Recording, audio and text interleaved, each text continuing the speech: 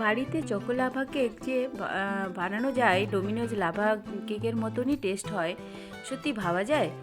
আমি এখানে dark chocolate নিয়েছি, দিয়ে এটাকে ছোট ছোট করে কেটে নিচ্ছি। আপনারা চাইলে ডেইরি মিল্ক নিতে পারেন, আর অন্য কিছুও নিতে পারেন। এটা একটা বোল নিয়েছি, ওর মধ্যে ওটা ঢেলে নিচ্ছি, আর 1 চামচ বাটার দিচ্ছি, আর 1/4 কাপ দিচ্ছি দুধ। তারপরে এটাকে ভালো করে মিশিয়ে নিব। আমি আগে থেকে একটা বাটিতে জল বসিয়ে দিয়েছিলাম গরম হওয়ার জন্য। তারপর এটাকে, ওটা ফুটে গেছে জলটা, এটা বসিয়ে দিলাম বলটা। তারপরে এটাকে মেল্ট করে নিব, ভালো করে মিশিয়ে নিব। এটাকে ডাইরেক্ট বসালে পুড়ে যেতে পারে, তার জন্য এই জলের উপর বসিয়ে এটাকে মেল্ট করতে হয়। এটা হয়ে গেছে, এটা রেখে দিলাম। এটা ঠান্ডা হলেও এটা শক্ত হয় না। প্রথমে আমি একটা ডেকচি নিয়েছি, ওর মধ্যে কিছুটা লবণ দিয়েছি। লবণ দিয়ে এমন একটা জালি মতন ওটা রেখেছি, তারপর ঢাকা দিয়ে এটা গরম করার জন্য বসিয়ে দিয়েছি। একটা প্লেট নিয়েছি, আর একটা ছাঁকনিতে আমি 1 কাপ ময়দা নিচ্ছি, আর 1/2 কাপ নিচ্ছি গুঁড়ো চিনি, আর নিচ্ছি 2 চামচ নিচ্ছি কোকো পাউডার, আর 1 চামচ বেকিং পাউডার, 1/4 চামচ বেকিং সোডা নিয়ে এটাকে ভালো করে চালিয়ে নিব চালনিতে। এটা চালিয়ে নেওয়াটা জরুরি আছে কেক বানানোর জন্য, দিলে সফট হবে।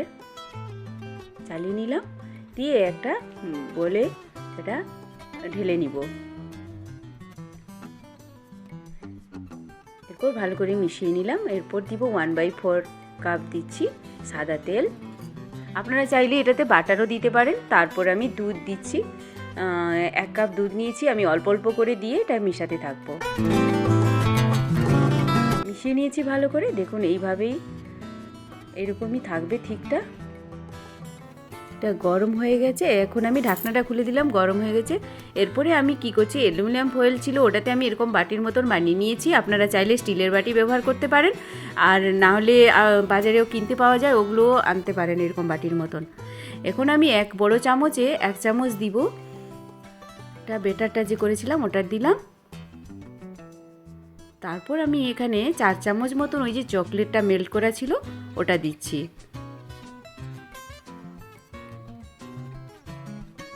তারপর একটু হালকা লেয়ারে আমি হালকা করে একটা লেয়ারে দিব, কারণ বেশি ভর্তি দিলে ওটাতে ফুলে গেলে পড়ে যেতে পারে। এইভাবে আমি 4টাতে দিয়ে দিচ্ছি। এবারে আমি একটা একটা করে বসিয়ে দিচ্ছি। এরপর ঢাকা দিয়ে আমি এটা 15 মিনিট মতন রেখে দিব। ফুল আঁচ থাকবে। কেকগুলো কি সুন্দর ফুলে উঠছে দেখুন। 15 মিনিট হয়ে গেছে, আমি ঢাকাটা খুলে নিলাম। এবারে কিছুক্ষণ ঠান্ডা হওয়ার জন্য রেখে দিচ্ছি। ঠান্ডা হয়ে গেছে কিছুটা, হালকা হালকা গরম গরম খেতেও ভালো লাগে। কি সুন্দর হয়েছে, আমি অসাধারণ, আমি বলে বোঝাতে পারবো না। এত সুন্দর যে আমি বানাতে পারবো আমি নিজেই ভাবতে পারিনি।